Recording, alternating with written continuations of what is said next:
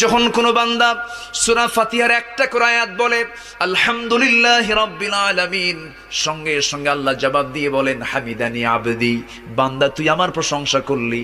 আর রহমানির রহিম যখন বলে আল্লাহ বলেন আসনা আলাইয়া আবদি।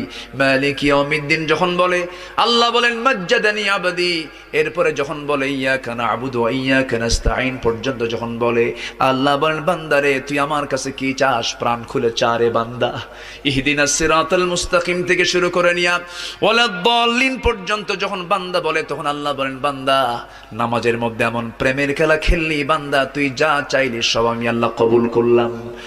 ওই বান্দা যখন রুকুতে যায় আল্লাহ তখন অস্থির হন।